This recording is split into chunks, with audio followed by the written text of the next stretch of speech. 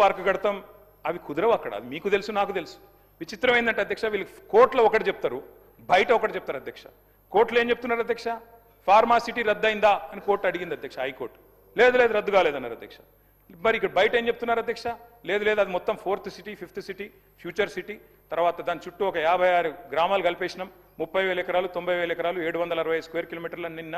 governor గారితో చెప్పించారు నేను అడుగుతా ఉన్నా అధ్యక్ష కాలుష్యకారక పరిశ్రమల విషయంలో పోరాటం చేసిన మీరు ఏ రకంగా మరి కాలుష్యకారక పరిశ్రమల మధ్యలో పెట్టి చుట్టూ ఇవన్నీ చేయగలుగుతారు అసలు land acquisition it self is conditional సమాధానం చెప్తారా ఫ్యూచర్ సిటీకి ఫ్యూచర్ ఉందా ప్రస్తుత సిటీని పట్టించుకునేవాడు నాదుడు లేడు ఫ్యూచర్ సిటీ అంట అందుకే దయచేసి అధ్యక్ష ఎట్లా నమ్మకం కుదురుతుంది అధ్యక్ష పారిశ్రామికవేత్తలకి ప్రపంచ స్థాయి ఔషధ నగరిని దెబ్బతీసి రియల్ ఎస్టేట్ వ్యాపారం చేయడానికి ప్రయత్నం చేస్తున్న విషయం తప్పకుండా ప్రజలందరూ గమనిస్తూ ఉన్నారు మీరేమో ఇన్వెస్ట్మెంట్లో వెళ్ళు అంటున్నారు మరి కంపెనీలు ఏమో పోతున్నాయి అధ్యక్ష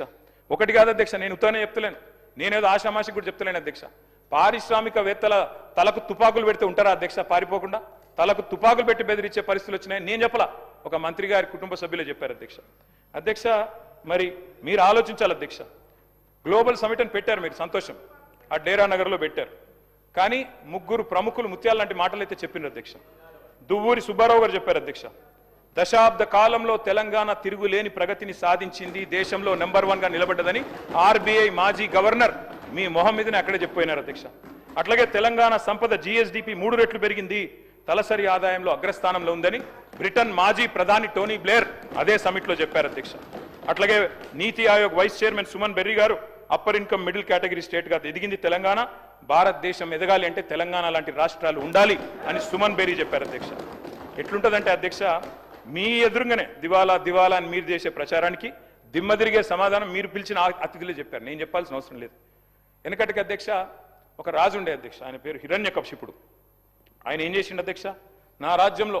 నారాయణ నామస్మరణ వినబడకూడదు అని చెప్పి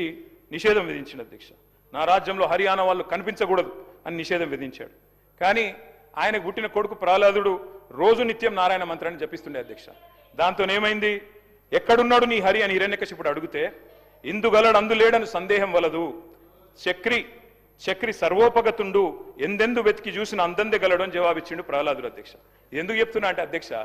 మీకు ఎందుకు చెప్తున్నా ప్రత్యేకించి ఈ మాట అంటే అధ్యక్ష ఎట్లా జరిపేస్తారు అధ్యక్ష మీరు మీకు ఇష్టం లేకపోవచ్చు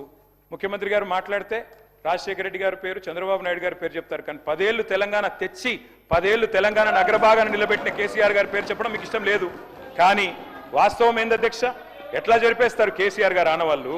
అడుగడుగున ఆనవాళ్ళు కేసీఆర్ గారివే కదా మీరు కూర్చునే సెక్రటేరియట్ కట్టిందే కేసీఆర్ గారు అట్లాగే ఇవాళ ముఖ్యమంత్రి గారు కూర్చుంటున్న కమాండ్ కంట్రోల్ సెంటర్ కట్టింది కేసీఆర్ గారు మీరు ఫ్యూచర్ సిటీ అని బిల్డప్ ఇస్తే ఆ ఫ్యూచర్ సిటీ భూసేకరణ చేసిందే కేసీఆర్ గారు